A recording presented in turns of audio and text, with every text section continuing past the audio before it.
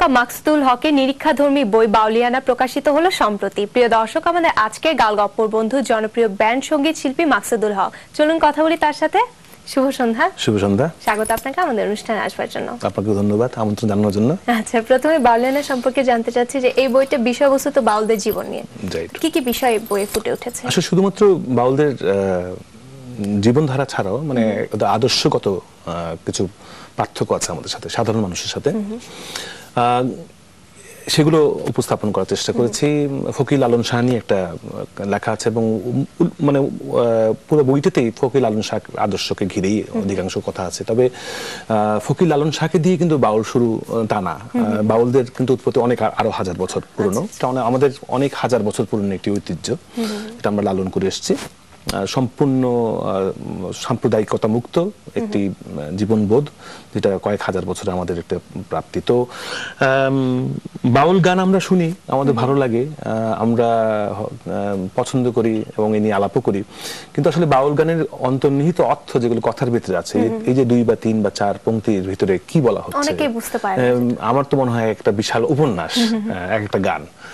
তো সেইগুলো একটু ব্যাখ্যা করার চেষ্টা করেছি। এছাড়া তাদের বিশ্বাসটুকু কি, তাদের বোধটুকু কি, ঈশ্বর নিয়ে, আল্লাহ নিয়ে কি, তারপর আমাদের নবীদের নিয়ে তাদের ধারণাগুলো কি ছিল, তারপরে এই যে এতগুলো বছরের আমাদের যে সংগ্রাম, সেটা হলো যে যে কোনো ধরনের, প্রথমে তো ব্রিটিশ উপনিবেশিক বিরোধী যেটা সংগ্রাম, সেখানে বাউলরা অতপ্রতভাবে জড়িত ছিল। মানে মোট কথা খেটে খাওয়া মানুষের সংগ্রাম, দরিদ্র মানুষের আমাদের যে সংগ্রামটা, সেটা লড়াইটা, সেই লড়াইটা যে বাউলরা একটা রূপ দিয়েছে এবং তাদের বিশ্বাস থেকে, বিশ্বাসের জায়গা থেকে, সেটি তাদের বড় অস্ত্র। সেটা কি আমি তুলে ধরার চেষ্টা করেছি। আচ্ছা, কোনো গান কি বই আছে? গান নিয়ে তো গান 4টা গান আছে এখানে। হাওয়াদমের খুব অত্যন্ত বিখ্যাত গান, ফকির লালন শাহের গান। এছাড়া আছে একটি অনেক পুরনো গান, প্রায় ধরানো কারণ প্রায় 300-400 বছর পুরনো একটা গান আছে, তার হলো গুরুর ভাব ধরে যে বসে আছি চরণ ধরে। ওটা নিয়ে কিছু মানে সেটা মানে গুরু কি মুর্শিদ কি এসব বোঝানোর জন্য আর কি। তারপরে আরেকটা গান আছে কি হই করে বেচাকেনা কি হই কান্দে, অত্যন্ত বিখ্যাত একটি গান, মুর্শিদি গান সেটা। তো ওই গানটার ভিতরে যে আমাদের গ্রামের সাধারণ মানুষ যাদের একটি সরলতা আছে, যেটাকে আমরা বলি অভিশপ্ত সরলতা, মানে এত সরল যেটা একটা অভিশাপের পর্যায়ে চলে যাচ্ছে। তাদের কি করে মানুষ ঠকায়, কি করে পথের ধারে তারা বসে বসে কাঁদে, এবং সেখান থেকে তাদের কিভাবে উঠে আসতে হবে, বিশ্বাসটুকু মনের ভিতরে রেখে, বিসমিল্লাহকে চাপা রেখে হৃৎপিণ্ডের ভিতরে, এই যে বিষয়গুলো এটা। এবং শেষে পাপ পুণ্যের কথা, এটাও অত্যন্ত বিখ্যাত গান, ফকির লালন শাহের গান, এটাও নিয়ে একটু আলাপ করেছে। এছাড়া চেষ্টা করেছি যে বিভিন্ন টার্মস গুলো যেগুলো নিয়ে মানুষের কনফিউশন আছে, মানে ফকির অর্থ কি, মানে ফকির অর্থ অনেকেই মনে করে ভিখারি, কিন্তু ফকির আসলে শব্দটা আসে ফিক থেকে হলো গভীর জ্ঞানের অন্বেষণকারী, তাকেই বলা হয় ফকির। তো ফকির অনেকে জানতো না, অনেকে জানে না। হ্যাঁ, বাউল শব্দটা নিয়ে অনেকের খুব বিভ্রান্তি আছে, সেটাও বোঝানোর চেষ্টা করেছি, এসছে কোত্থেকে, তার উৎপত্তি কোথায়, এবং সেটা আসলে অর্থটা কি, সেটাও বুঝেছি। তারপরে মুর্শিদ কি, গুরু কি, সো দ্যাট সাধারণ পাঠক যারা এগুলো নিয়ে জানতে চায়, বিশেষ করে ইংরেজি ভাষায়, কারণ এখন তো বাউল সঙ্গীত শুনতেছে একটি নতুন তরুণ প্রজন্ম, যারা আবার বাংলা ভাষা থেকে ইংরেজি ভাষা বেশি প্রেফার করছে। তো লাকিলি এটা ওদের জন্য একটা খুব ভালো, আমি মনে করছি এটা ভালো বই হতে পারে এজ আ রেফারেন্স পয়েন্ট। আচ্ছা, তো আপনি বাউলদের নিয়ে লেখার প্রতি আগ্রহী হলেন কেন? আসলে বাউলদের মানে বাউল গানের প্রতি আমার ঝোঁক একেবারে ছোটবেলার থেকে। বইতে ইন্ট্রোডাকশন থেকে, মানে 10 বছর বয়সে ছোটবেলায় বাবার সাথে ছিলাম, তখন প্রথম একটি বাউল দেখি। সেই তখন থেকেই মনের ভিতরে কি যেন একটা কাজ করলো, এবং আমার পরবর্তী জীবন প্রায় 20 বছর হতে চললো বাউলদের সাথে তার সান্নিধ্য পেয়েছি। তাদের মানে গবেষণাটা কাজ হয়েছে 20 বছর ধরে। আমি বিষয়টা গবেষণা হিসেবে বলবো না, কেন সম্পা আসলে মানে তাদের সাথে 20 বছর থেকে ওদের সাথে যা কিছু অল্প স্বল্প জ্ঞান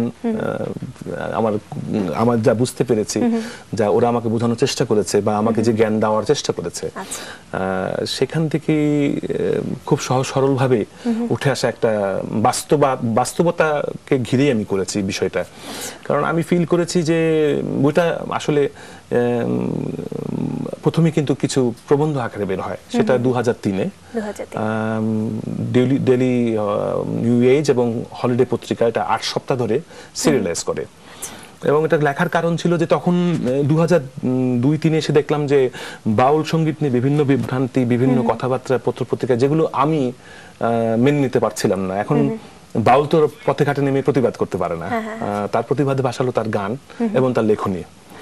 তো আমি সুতরাং চিন্তা করলাম যে আমি যেটা জেনেছি, যেটা যা চোখে দেখছি তার সাথে একেবারেই মিল নেই, সেটা নিয়ে কিছু লেখা। এই লিখতে লিখতেই 8 খণ্ডে লেখা, তখন এই বইটা খুব সাড়া পায়, অনেক লোকের কাছে চিঠিপত্র, পত্রিকাতে অনেক চিঠি আসে বই আকারে বের করার জন্য। ইন্টারনেটে যখন এটা যায় তখন আরো বড় সারা, যে লোকে বলছে না বই আকারে বের করা। সে তখন থেকে ভাবছিলাম যে তো সেই 2003 থেকে নিয়ে 2007 একটু সময় লাগলেও কিছু নতুন লেখা অ্যাড করে এটাকে বড় করা হয়েছে। আচ্ছা, বাউলদের জীবনে কোন বৈশিষ্ট্যগুলো আপনাকে বেশি আকৃষ্ট করে? আসলে আমি মনে করি যে সেই যে সরলতা, আসলে সরলতা ছাড়া মানুষের জীবন একেবারেই অসম্ভব। বিনয়, সরলতা, বিনয় তো বাউলদের ভূষণ, সেটা শিল্পীদেরও ভূষণ হওয়া উচিত। বিনয়ী আর সরল লোক তারাই হয় যারা মিথ্যেবাদী না, যারা সত্যবাদী। এবং একান্তই সত্যবাদী মানুষ যদি আমি পথে ঘাটে যদি দেখে থাকি, সে বাউলদের ভিতরে পেয়েছি। এত সৎ লোক, অনেক না খেয়ে থাকে দিনকে দিন রাতকে রাত, কিন্তু কখনোই আবার সে সম্মানবোধটুকু আছে যে কেউ যেন বাউলকে ভিখারি মনে না করে, কেউ যেন মনে না করে যে বাউল মানেই হলো যে মানুষের কাছে হাত পাতবে, ওই ধরনের বিষয় না। আমার কাছে ওদের সবচেয়ে বিনয়, সরলতা ছাড়াও যে প্রচন্ড জ্ঞান। আমি ঢাকা ইউনিভার্সিটি থেকে পাশ করা একটা ছেলে, কিন্তু আমি বাউল সাধকদের কাছ থেকে যা জেনেছি, যা বোঝার চেষ্টা করেছি, বা যতটুকু তারা জ্ঞান আমাকে দেওয়ার চেষ্টা করেছে, আমার মনে হয় না যে আমি কোনো কিতাব পুস্তকে তা পেয়েছি। প্রকৃতির যে সরল বিশ্ববিদ্যালয়, সারা বিশ্ব, আমাদের বিশ্ব জুড়ে যে আমাদের প্রকৃতি ঘিরে যে বিশ্বাসগুলো আছে, সেই বিশ্বাসের জায়গা থেকে কিন্তু অনেক কিছু আমি পেয়েছি, যেটা আমার জীবনটাকে অনেক সমৃদ্ধ করেছে।